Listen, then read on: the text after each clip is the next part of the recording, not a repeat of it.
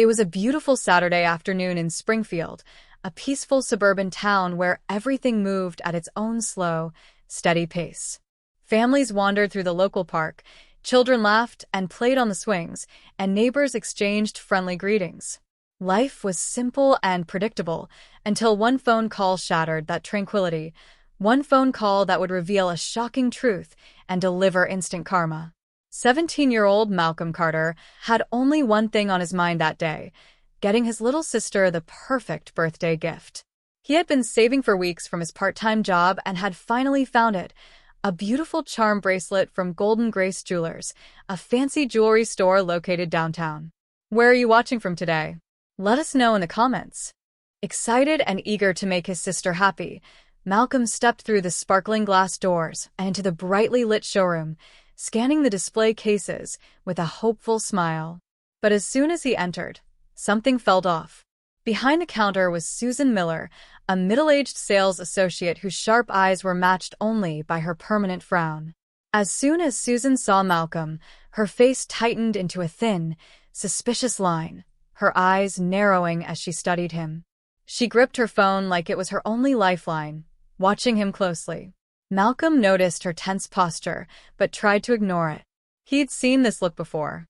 After a few moments, he approached the counter, pointing at the bracelet.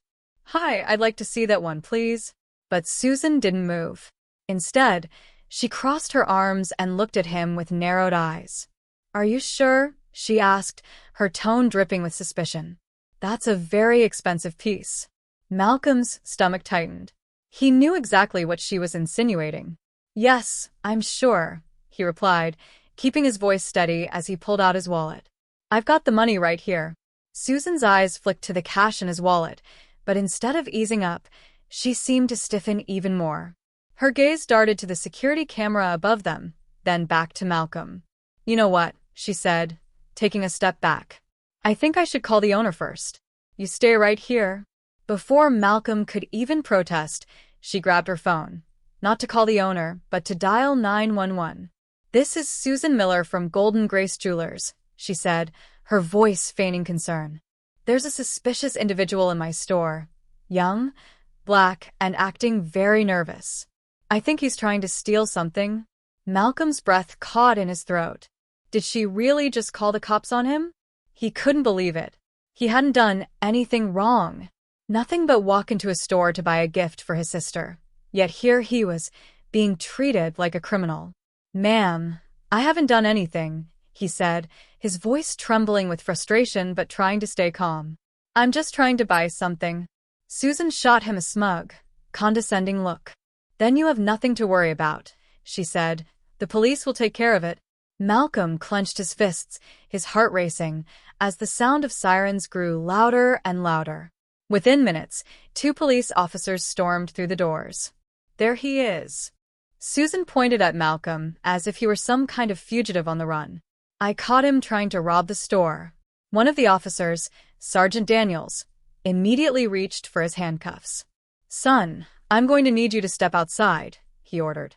But before he could finish, Malcolm took a deep breath, gathered his composure, and calmly said 5 words that would change everything. "Call my mom. Right now." Susan rolled her eyes, clearly unimpressed. "Oh, sure." "I'm sure she'll be so helpful," she said sarcastically. "Who is she? A public defender?" Malcolm didn't respond. He simply pulled out his phone and made the call himself. "Mom, I need you at Golden Grace now." 5 minutes passed. Then 10. The officer's patience was wearing thin, and Susan looked smug as ever. But then, the door swung open, and in walked Special Agent Regina Carter, chief of the FBI's Criminal Division, a tall, commanding black woman dressed in a sharp navy suit. Her very presence seemed to demand attention. Every step she took exuded authority, a woman who had clearly spent years in law enforcement, and who had earned her place there. When the officers saw her, their faces drained of color. Susan, on the other hand, still didn't know who she was. "Thank goodness you're here," Susan said, rushing over to her, assuming Regina was just another cop. "I caught this young man." But before Susan could finish, Regina held up her badge, a badge that outranked everyone in the room. "I'm Special Agent Regina Carter," she said firmly. "I'm also this young man's mother." The entire store froze in stunned silence. Sergeant Daniels swallowed hard. The second officer took a step back, wide-eyed. Susan stood there, staring at Regina in shock, utterly speechless. Regina turned her icy gaze on the officers. "First, you were about to arrest my son. Did either of you even bother to ask for his side of the story?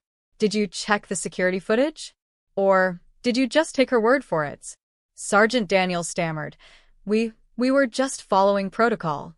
Regina's voice was calm, but it carried an edge as sharp as a knife.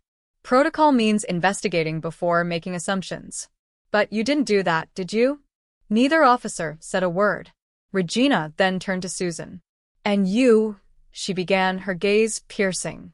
"You accused my son of stealing because he looks suspicious? Did he do anything illegal? Or was his skin color enough for you to call 911? Susan's lips quivered. "I was just trying to be careful." Regina cut her off. "Well, you were careful all right.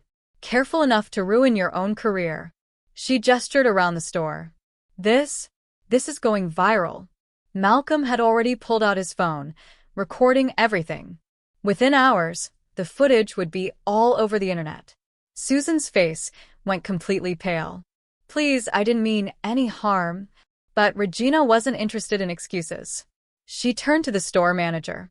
"I trust you don't support racial profiling in your business?" The manager, horrified by what had just transpired, nodded vigorously. "Absolutely not." "Then Susan," Regina said, her voice cold and final, "you're fired. Gather your things and leave." Now. Susan gasped, looking at everyone in disbelief. But there was no sympathy for her. Karma had struck swiftly, and she had no one to blame but herself. As Susan hurried to pack her things, Malcolm spoke up, his voice calm but firm. "All I wanted was to buy a bracelet," he said. "Guess I got something much more valuable instead, Justice." With that, he walked out of the store, head held high. And Susan? She left in disgrace, a lesson learned the hard way. If you enjoyed this story, don't forget to like, comment, and subscribe for more inspiring tales. Together, we can spread valuable lessons that remind us of the importance of humility, respect, and human connection. Thanks for watching, and have a wonderful day. By the time the storm outside began to clear, Chris had made a decision.